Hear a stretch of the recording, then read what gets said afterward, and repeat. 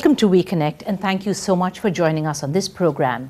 Now, most of us dream of a little place to call our own, be it a palace, be it an apartment, be it a little hut.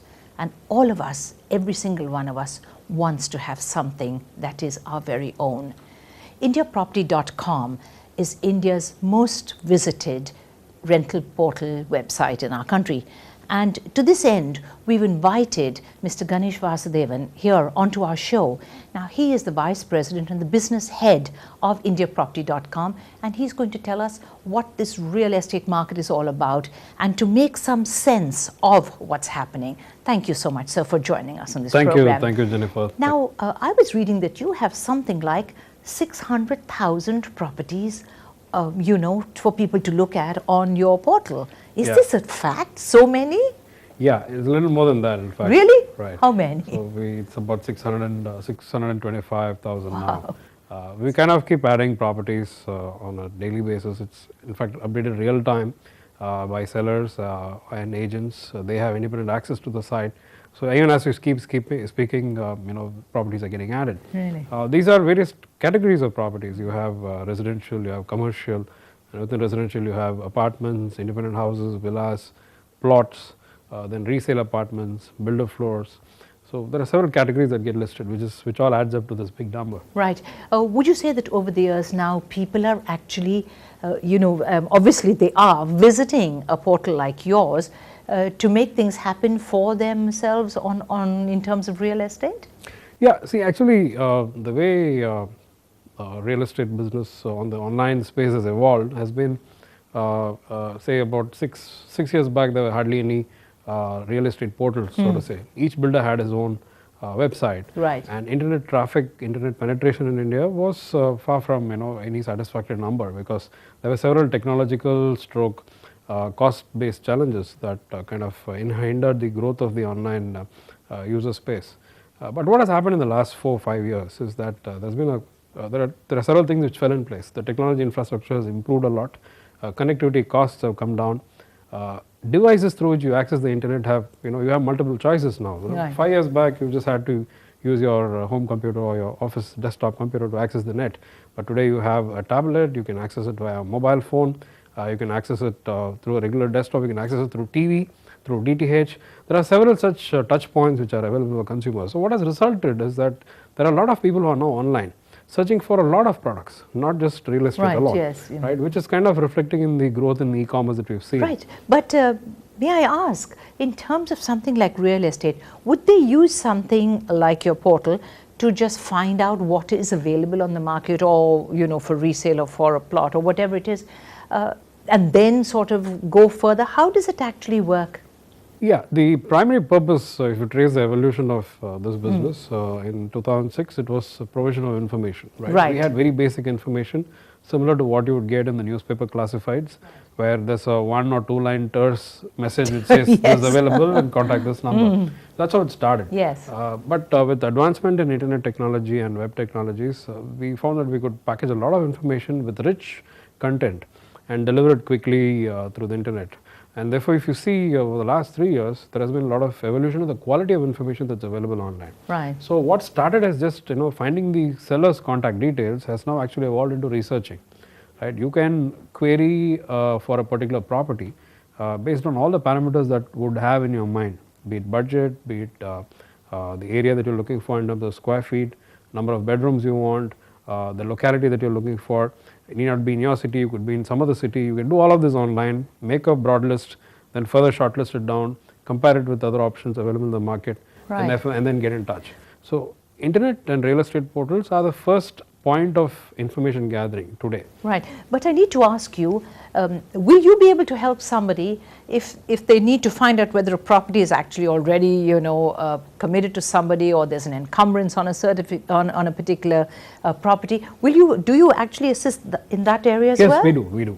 We have recently launched an assisted search service, Right. Where we have an expert team which is doing the back-end work in each of the top 20 cities in the country. Really? We have combed the length and breadth of the market and actually have in our database all properties that are being constructed ready for delivery. Okay. Right? So this is available for all new properties.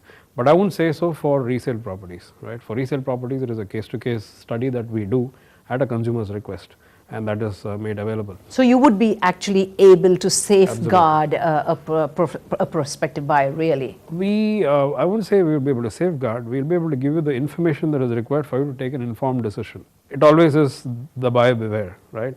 Right, so you're not taking the rap for it, I truly, can see, because yes. in this country, given the state of digitization of information, we still have a big gap to cross in terms of reliability. So there is only, if there are say 100 properties available in the market, we'd be able to actually verify only about 15-20% of them, and that is what finds gets listed online. So for that space, we'd be able to at least vouchsafe the documents that are backing that property, right, through our legal experts. But beyond that, nothing truly can be guaranteed. So ultimately, it is the buyer who needs to go and verify for himself. At least you point them in the right direction, Absolutely. I dare say, Absolutely, right? absolutely. Now, you deal with properties all over India, right, and overseas as well? Or is it yes, only? Yes. Overseas, we don't, we just list properties that are available in the Gulf. That's the only country that we have as information, but we cater specifically to NRIs who are seeking to invest back in and India. I understand a lot of NRIs are actually looking to buy Yes, property right. in India. Particularly now, it's like 12-15% cheaper given the depreciation in the rupee over the last 4-5 months. So right, we see a huge, almost a 40% increase in NRI traffic. Really? What about Indian traffic? What about Indian buyers? Indian buyers, the fundamental demand for residential housing is pretty robust. Really? In at least the metros. Okay. Again, it's a regional specific flavor that plays out. Right. The north and the Delhi and the NCR West markets are not just end use markets, but the south markets are more end use markets. Now, by this, what I mean is that most of the demand goes towards catering to primary requirement of housing. So people are actually going to live in that home. Okay. People do not buy to invest or speculate. Okay, right. And therefore, these markets, the south markets are less volatile compared to the north or the west markets as far as pricing goes. That brings in a lot of stability and reliability in the market, both from a short-term or medium-term investment perspective, and also in the rate at which prices grow up or come down. Right. When the financial crisis happened in 2008 or 2009, Chennai was one of the markets which was least affected.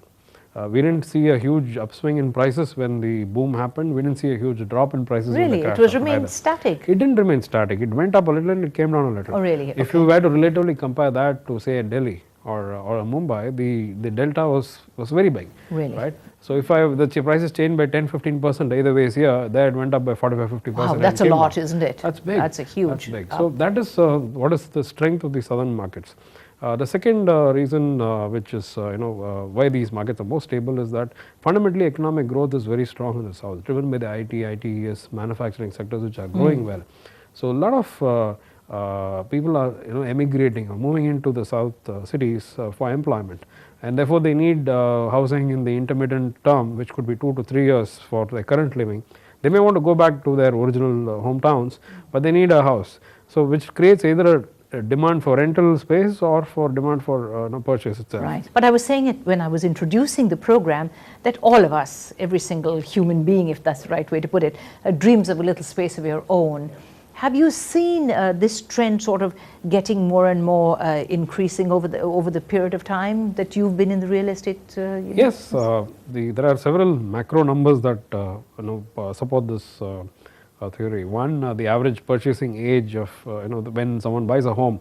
In my father's generation, it was for 50 years. Yes. Right? It dropped sharply in the next generation to about 40. Now we're talking young professionals who are buying homes at 33, 30, or even double income professionals, right, who are buying even at 28. So that's a paradigm shift that has happened. Indeed. And it has also created it has forced the real estate players to offer contemporary products. So what you get today is apartments are far, far better in terms of amenities, technology used, in terms of user friendliness, in terms of adaptability, as opposed to even what you got say 4 or 5 years back. And I dare say really as progress has happened, people are more demanding as well, Absolutely, I guess, you know. absolutely. So I'm going to ask you to hold on for just a very short while. And you, my viewers, please don't go anywhere, because we'll get right back with you here on We Connect.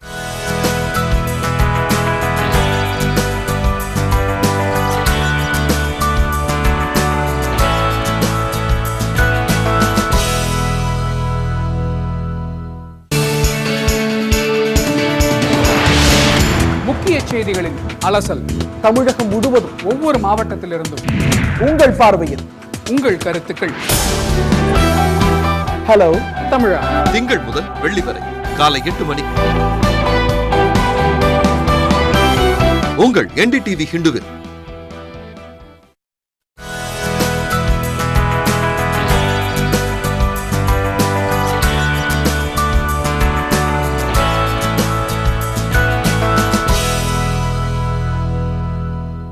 Mr. Ganesh Vasudevan is my guest here on We Connect today. He's the Vice President and the business head of IndiaProperty.com. He's talking to me about the real estate business, what it's all about, and he's trying to clarify some of my very many doubts, and I hope that your doubts are getting cleared as well as we go along. Now, so why do I need to come to you? Why can't I just go to the broker down the road? What is it that you're offering me? What is it that you're doing different? Primarily, I'm offering a lot more convenience. Right, you need not physically walk across to me. You can do your search at the convenience of your home, your office, at whatever time you choose to do it. So, second, there's a verification that we do on all the information that's put up on the site, which you may or may not get from a local broker. Right.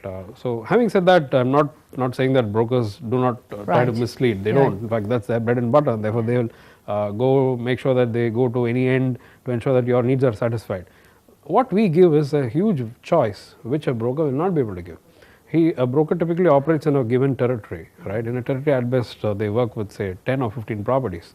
But when you are making a lifetime purchase decision, you may want to evaluate all options available in the market, meeting your specific requirements. Yes, right? But however, when I go along with the broker to look at a certain property, I am seeing a physical property. You know, the room looks like this, or the view is this, or the location, the area, amenities, facilities, whatever. When it comes to you, when it comes to a website, to a portal, how do I know that that picture is not a glossed over picture, it's not a touched up picture? How do I know for sure? That's where reliability of a site comes into picture. I mean, you can't just go and trust any site. Really? So the top players in this industry go and shoot their own videos. We do that, for instance. Oh, really? Right. We shoot our own videos, we shoot our own pictures, we validate them. There'll be a watermark called IndiaProperty.com on any picture that's put up, which will give you the confidence that it's been verified. We also shoot neighborhood videos, so just to so that you get an idea as to what is the neighborhood going to be like when you actually move it. And it is also located on a Google map. You can quickly do research on what's nearby. Most of it is documented information that's available. With a broker, when you physically go and do this, in a day you can possibly cover 2 or 3 properties if you dedicate the whole day. Yeah, that's you can do all of this in half an hour and do 10 times this amount in terms of research on an online site. That's clearly where we make a difference. Right. And having done this research and identified some properties, we start hand-holding you in terms of the next steps in search. We help you get make contact with the seller. We help you to evaluate whether the legal aspects of that particular property. All these are paid services that we provide, but since we do not represent the broker or the seller, we are representing the consumer. We therefore present the picture in a very neutral way, and that is what is truly driving traffic to the site. Right. Which would you say is the most expensive city for real estate in our country, for instance? This is a very relative term. Really? Right. What's expensive in Chennai is extremely affordable in Mumbai. 1 crore flat in the outskirts of Chennai, it's impossible to get 1.5-2 crore flat in Mumbai, even in the outskirts. That's true. So it's a very relative term. So therefore, what we need to use is a multiple of your income, right? From that perspective, you see, when you compare the amenities you get and relatively weigh the location in which a particular property is available, the southern cities are far better from an investment perspective compared to the north or west cities. The prices are relatively lower, and therefore the upside from an investment perspective is very good. The best is possibly Hyderabad, followed by Chennai and Bangalore, right? I did read somewhere that it's Mumbai real estate now is even more than Manhattan in some of the other countries. Places. Really? Right, yes. Wow. Which, unfortunately, the final price of property is a major component in that is the cost of land. The cost of construction is a far lesser component in this. Land prices have are influenced by various factors in India.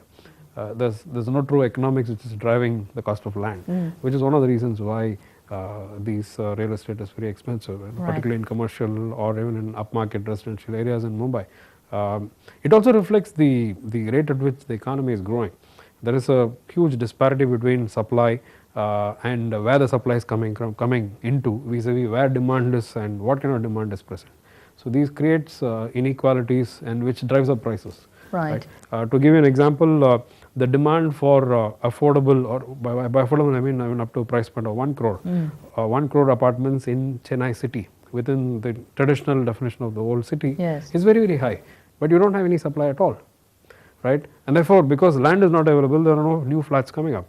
So you can actually price it at whatever price you want, right? And in the sense that I'm making a slightly frivolous statement here. Seller's market, really. Absolutely. I mean, if there's a property available, if it's a prime project available in the heart of the city, you can price it at a premium today. Absolutely no. I mean, there are enough takers for those prices. So this has been created because of the absolutely no supply within the city, whereas the demand is very high. Right. I am sometimes skeptical when I open the newspapers on the weekend and you see these very beautiful, very glossy looking ad about this new development, etc., etc. And somehow I don't have a very good feeling when I see that, because I often wonder, like we were just discussing, how real is this? I mean, is it true? Is it not? Well, how do you actually make that assessment from a buyer's point of view? One needs to be very careful while making a final purchase decision. Before you sign the dotted line, you need to evaluate the track record of the developer, the promoter. It's very easy to do that. If it's a first-time player, then it's a little difficult, but which is when you can come to experts in the area. Yes. But if it's a builder with a track record, you can always go and see the previous projects that he has delivered. There are several forums online on the internet where there's feedback put up by purchasers of apartments in the previous projects, which will give you a first-hand feel as to the quality and of delivery vis-a-vis what is promised. Okay. A lot of people promise a lot, and typical delivery time is 2 to 3 years. Several of these promises may be forgotten. Quite a few times. Right. And the relative frame of reference with which these promises are made will also change. What is premium tiles today is not going to be premium tiles 3 years down the line. Right. When you're going to see the apartment, exactly. ready to move in. Right. So how do you protect your interests? So it's better to get these clearly vetted out and documented in the construction agreement, where you know what are you paying for. And most of the leading developers, builders who are associated with CREDAI, which is an industry body which is trying to further the transparency in the entire industry. Right. These players give you a lot of transparent information. You will be able to get these documented in agreements, and therefore you are protected to that extent. There is also a delivery clause that you can bring in, where if there's a delay in delivery, then the builder agrees to compensate you, and vice versa. If you are delaying in payments, you need to compensate them. It works both ways. Right. This is a very interesting point. I'm going to ask you to hang on for just a short while, but when we come back, we are going to get a little more information that is definitely going to be helpful to all of us who are here watching. Don't go anywhere.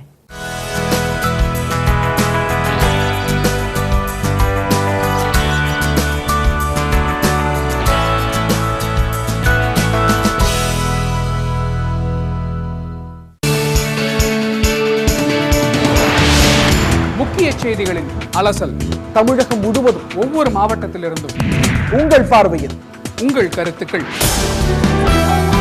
Hello தமிழா, திங்கள் முதல் வெள்ளி வரை காலை 8 மணிக்கு உங்கள் NDTV ஹிண்டுவில்.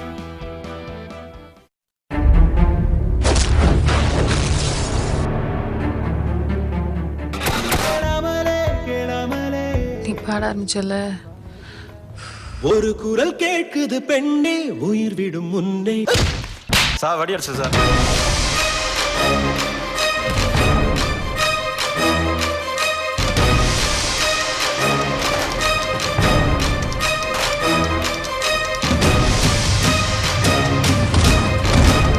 First reel வந்ததும் வருவதும் திங்கள் முதல் சனி வரை மாலை 4 மணிக்கு.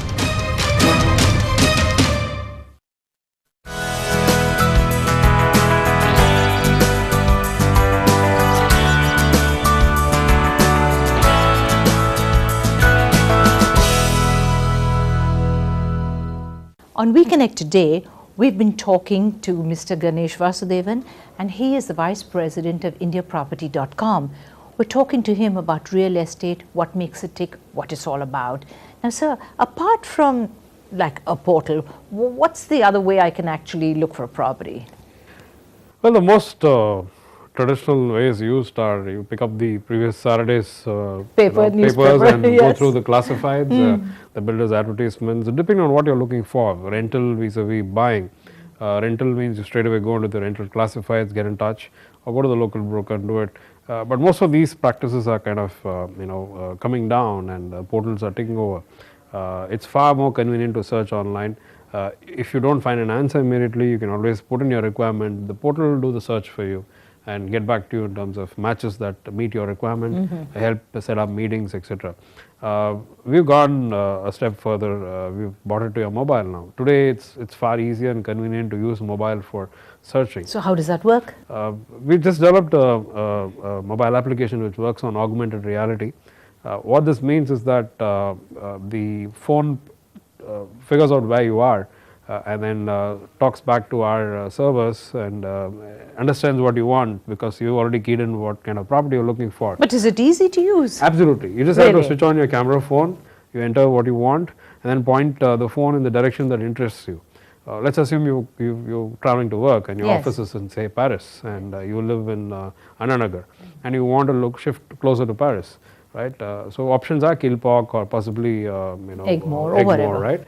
So you need not go back devote weekends searching for property here. You just put it up, enter it in your phone, and when you're traveling to work, when you're passing by Kilpauk, you just switch on your camera phone and point it around you. Turn it around, and the phone will pop up properties which are matching your requirement, which are available right away. Wow, right? Sounds amazing. Yeah, this is called augmented reality, and that's available in the IndiaProperty.com's application. Now, what this does is further, you can straight away initiate contact with the seller then and there, or you can save it for future reference, right? And it will also tell you if you are on Punamalai High Road, it will say this property is say 2 kilometers away, it is 1 kilometer away, right? And then once you kind of zeroed in on a particular location, you can specify, look for properties say 500 meters around me, or 100 meters around me, and you can narrow down the search that way. What this does is it takes away your walking up to legwork, a local broker or the watchman of that building to ask if there's anything available for rent or is anything for sale. You like a particular apartment, a building, you can just point the camera at that building and run a search, and you'll get answers as to whether there are any flats available for sale or for rent, as the case may be. So that is what is the current trend, and that's a far more user-friendly way of searching, because most people, as you rightly said, it's a touch and feel decision. Absolutely. You just can't decide basis printed material. You need to go and see. So when you're going and seeing, what more authentic source can you ask for than a property portal, and you can ask that information right from your phone. So if you like a particular project, you need not go and take information from a builder. He's going to give you a lot of baloney sometimes, absolutely, right? So we can access verified information just put up on India Property. Earlier you need to go back home, log on and search, but right now you can just key it in onto your mobile phone and you get the details straight. Right. But from your experience, have you found that we Indians are often more prone towards actually renting a property because perhaps we might be a little timid about actually putting our feet into the water? Right. See, the typical purchase cycle is that you start earning and then you need a house over your head. Right. Most of us don't go out and buy. In our hierarchy of needs, we buy an automobile first. We buy a car before we buy a house. So rent is the first requirement. Most of us start with rent, live for a few years in a rented place, and then graduate to buying a house. Absolutely. More so today, because your children's requirements are more in the city. That's and true. You can't afford, a typical 30-year-old will not be able to afford a flat in the city. So the best thing to do is to rent out and live in the city and invest in the outskirts. In 3 to 4 years time, these investments are likely to give you much higher returns, because infrastructure is actually rolling out pretty fast in Chennai particularly. OMR, GST, all these are going to be very attractive living areas in 3 to 4 years time. In fact, once in my mind, I think 3 years time, I don't think anyone needs to come back to old Chennai other than to catch a train from Central. Including the beaches available, you just have to drive across to ECR. Right? I know, that's so true. That's where the city is progressing. So most of us rent out in the city and look to invest in the outskirts, in the emerging areas. From a psychological perspective, having a home as an investment is a far better asset class to have than any other asset class like stocks or gold, because in the medium to long term, real estate has over-delivered and has beaten the markets, stock market or otherwise, in terms of returns. And at any point in time, it is also liquid, because an apartment can give you intermittent returns in terms of rentals, as opposed to gold, which is largely lying idle. Right, so it's a great investment class, and my advice to the younger generation would be to start planning to buy as soon as you can afford it. So if it's the first home that you're planning to buy, there's never a good time to buy. Every time is a good time. As long as you can afford it, you should just go and buy, right? Your second and third homes, yes, that warrants a lot of investigation. But are there lots of people who buy second, third, fourth homes? Yes, they're very really very much happening in other parts of the country. In Chennai, it's about 10% of demand, 10 to 15% max. Most well-heeled employed salaried people look at apartments as a good investment really. Route than the stock markets.